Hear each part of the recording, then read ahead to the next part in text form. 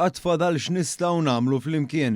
Dan kien il-messaġġ pożittiv li għadda l-Prim Ministru mexxej Laburista Robert Abela waqt li kienet jieħu sehem fl-aħħar dibattitu għal din il-kampanja elettorali imtella mill-awtorità tax-Xandir. Dan filwaqt li fakkar fil-kisbiet tal-Gvern Laburista fl-aħħar snin. Wettaqna dak illi wednikom fil-manifest elettorali tal-2022. Fil-waqt illi tajna dik il-garanzija ta' stabbiltà fil-prezzijiet tal-enerġija, wedna tax cut, tajna id-doppju tagħha u fil-budget ta' wara minkejja li ma kienitx imwiegħda tajna saħansitra tax cut illi kienet aktar b'saħħitha mill-ewwel waħda. Wedna żieda fil-pensjonijiet, tajna u tajn iżjed minn dak illi wedna, wedna żidiet fiċ-children's allowance, tajna ħafna iżjed minn dak illi wedna. Dawn il-miżuri setgħu biss jitwettqu għaliex pajjiżna baqa' jkabbar l-ekonomija, inkluż b'investimenti f'setturi ta' importanza strateġika bħal investimenti imwettqa minn Delaru, ST Microelectronics u Ventiv. Il-bażi ta' kollox hija l-ekonomija. Dak iċ-ċertifikat li tatna l-Kummissjoni Ewropea f'dawn l-aħħar jiem. L-aqwa ekonomija fl-Ewropa, best in class. L-aqwa suq tax-xogħol fl-Ewropa, best in class.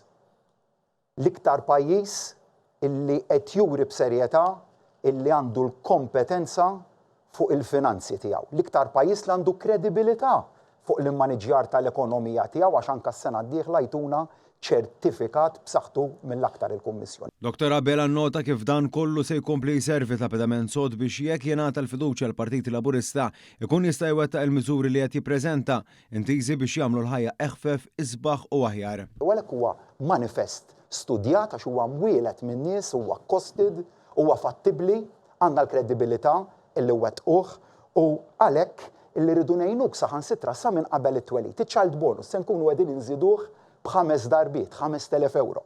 Għal-battuta li għadda l-kap tal-Oppożizzjoni fejn fiha rikonoxxa tim ta' persuni li għandu miegħu il-Prim Ministru, Dr. Abela wieġbu hekk. Iva sur kap tal-Oppożizzjoni, dan kollu stajt nagħmlu għax madwari għandi tim ta' nies li huma kredibbli u kompetenti fis-settur differenti tagħhom. U dik hija waħda mill-iktar għażliet maġġuri li l-poplu tagħna huwa mistieden biex jagħmel nhar is-Sibt. Miegħi taf illi deputat Prim Ministru jekk ningħata l-fiduċja jkun hemm Ian Borch illi għandu l-fiduċja tal-OSCE, tal-United Nations Security Council u tal-Kunsill tal-Ewropa. Hawn Dr. Abela semma wkoll il-Ministri Clyde Caruana, Silvio Xkembri, Miriam Dalli, Byron Camilleri u Jonathan Attard fejn ikkontrasthom ma' dak li qed jippreżenta il-Partit Nazzjonalista.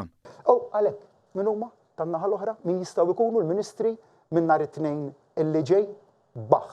Nies li ħallewhom moħbija waqt kampanja sħiħa, però li nhar it-tnejn jistgħu jkunu l-Ministri. Il-Prim Ministru mexxej Laburista temm l-interventi tiegħu b'appell lill-elettorat. L-appell tiegħi lilkom pajjiżna mexa wisq il-qudiem f'dawn l-aħħar 13-il sena biex nieqfu issa. Hemm aktar x'nistgħu nagħmlu flimkien, hemm aktar. Iva fejn nistgħu ntejbu għandna l-ħeġġa rrieda, id-determinazzjoni u l-kompetenza biex dak il-bidliet pożittivi nibqgħu inġibuhom għal pajjiżna. Nhar is-Sibt hemm għażla favur il-manifest int Malta, manifest li jibqa' jara li nibqgħu mexxin il-qudiem li nieħdu lil dan il-poplu għal livell li jmiss illi l-ħolma tagħkom tiġi l-proġett tagħna.